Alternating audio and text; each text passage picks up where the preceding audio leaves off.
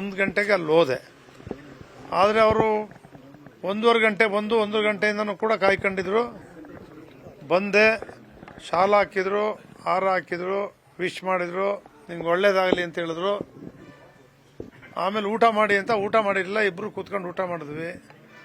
ಊಟ ಮಾಡ್ತಕ್ಕಂಥ ಸಂದರ್ಭದಲ್ಲಿ ನಾನು ಅವ್ರಿಗೆ ಇದೇನು ವಕ್ಫ್ ಇದೆಯಲ್ಲ, ಈ ಲ್ಯಾಂಡ್ದು ಇಷ್ಟು ಏನಾಗಿದೆ ಅಂತ ಹೇಳಿದೆ. ಅವರು ಅದಕ್ಕೆ ಇವತ್ತಾಗಿಲ್ಲ, ಅದು ಹಿಂದಿಂದಲೂ ಕೂಡ ಇದೆ. ಈಗ ಅದೇನೋ ಸಭೆ ಮಾಡ್ತೀವಿ ಅಂತೇಳಿ ಜಮೀರವ್ರು ಮಾತಾಡಿದ್ಮೇಲೆ ಎಲ್ರಿಗೂ ಈಗ ಕಣ್ಣು ತೆರೆದಿದೆ. ನಾವು ಕೂಡ ನಮ್ಮ ರೈತ ಸಂಘದವರು ನಾವು ಎಲ್ಲ ಮೀಟಿಂಗ್ ಮಾಡಿದ್ದೀವಿ. ರೈತರು ಉಳಿತಾ ಇರ್ತಕ್ಕಂಥ ಜಮೀನನ್ನು ಅವ್ರ ಹೆಸರಿಗೆ ಯಾರು ಸ್ವಾಧೀನದಲ್ಲಿದ್ದಾರೆ ಅವ್ರ ಹೆಸರಿಗೆ ಸರ್ಕಾರ ಮಾಡಿಕೊಡ್ಬೇಕು ಅಂತಕ್ಕಂಥದ್ದಕ್ಕೆ ಮಾತಾಡಿದ್ದೀನಿ. ಮುಖ್ಯಮಂತ್ರಿಗಳು ಕೂಡ ಒಪ್ಪಿದ್ದಾರೆ. ಅದೊಂದು ಸಮಸ್ಯೆ ಬಗೆಹರಿಸ್ತೀನಿ ಅಂತಕ್ಕಂಥ ವಿಚಾರವನ್ನು ಇಬ್ರಾಹಿಂ ಸಾಹೇಬರು ನನ್ನ ಜೊತೆ ಹೇಳಿದರು. ಅವರೇನಾದರೂ ಅವ್ರಿಗೆ ಪರಿಹಾರ ಕೊಡಬೇಕು ಅಂತಿದ್ರೆ ಸರ್ಕಾರದಿಂದ ನೇರ ಪರಿಹಾರ ಕೊಡಲಿ. ಅವ್ರಿಗೆ ರೈತರ ಜಮೀನ ರೈತರು ಮಾಡಿಕೊಡ್ಬೇಕು, 1 ಗುಂಟೆ ಜಮೀನು ವೆಕೆಟ್ ಮಾಡಿಸಬಾರ್ದು ಅಂತಕ್ಕಂಥದ್ದನ್ನ ಅವ್ರು ಹೇಳಿದ್ರು.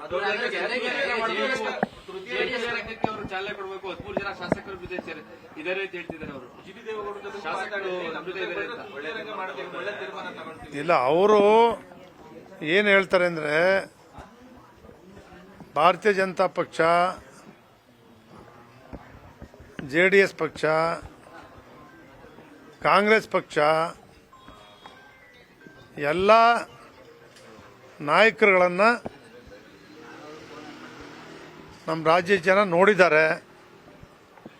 ನನಗೆ ಬೇರೆ ಒಂದು ಪ್ರಾದೇಶಿಕ ಪಕ್ಷವನ್ನು ಹೊಸದಾಗಿ ಕಟ್ಟಬೇಕು, ನಮ್ಮ ಜನರೆಲ್ಲರೂ ಕೂಡ ಒತ್ತಡ ಇದೆ, ಒಂದು ಪ್ರಾದೇಶಿಕ ಪಕ್ಷವನ್ನು ಕಟ್ಟಬೇಕು ಅಂತಕ್ಕಂಥ ಮನಸ್ಸು ನನಗಿದೆ. ನಾನು ಎಲ್ಲರ ಜೊತೆ ಮಾತಾಡ್ತೀನಿ, ಆಮೇಲೆ ನಿಮ್ಮ ಜೊತೆ ಮಾತಾಡ್ತೀನಿ ಅಂತ ಹೇಳಿದ್ರು.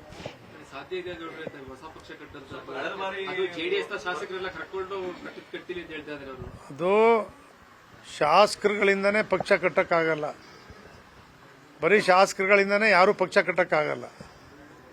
ಪಕ್ಷ ಕಟ್ಟಬೇಕು ಅಂತ ಹೊರಟಾಗ ಜನ ಬೆಂಬಲ ಸಿಕ್ಕಿದಾಗ, ಈಗ ಇವೆಲ್ಲವೂ ಕೂಡ ಈಗ ಶಾಸಕರಿಂದ ಕಟ್ಟಿದ್ರೆ, ಕ್ರಾಂತಿರಂಗ ಮಾಡಿದಾಗಲಿ, ಜನತಾದಳ 2 ಸೀಟ್ ಗೆದ್ದಾಗಲಿ, ಬೈರೇಗೌಡರು, ವೆಂಕಟೇಶ್ವರ 2 ಸೀಟ್ ಗೆದ್ದಿದ್ರು.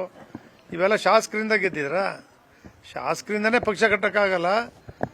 ಜನಾಭಿಪ್ರಾಯ, ಅವ್ರ ಅಭಿಪ್ರಾಯ ಪ್ರಕಾರವಾಗಿ ಯಾವ ಯೋಜನೆಗಳನ್ನು ಅವ್ರು ಕೊಡ್ಬೋದು, ಯಾವ ರೀತಿ ಮಾಡ್ಬೋದು, ಜನರ ಒಲವು ಏನಿದೆ ಅಂತಕ್ಕಂಥದ್ದು ಈಗಲೇ ಗೊತ್ತಾಗಲ್ಲ.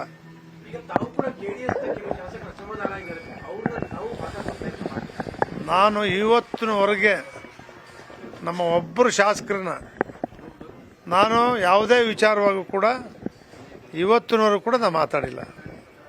ಒಬ್ಬ ಶಾಸಕರು ಕೂಡ ಜೊತೆನೂ ಕೂಡ ನಾನು ಮಾತಾಡಿಲ್ಲ.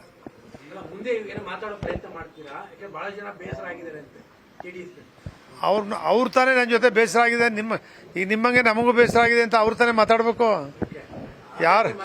ಯಾರು ಮಾತಾಡಿಲ್ಲ. ಅಲ್ಲ, ಅವ್ರು ಕೇಳಬೇಕಲ್ಲ, ಏಕ್ ಬೇಸರ ಆಗಿದೆ ಏನು ಅಂತ ಕೇಳಕ್ಕಾರು ಮಾತಾಡ್ಬೋದು.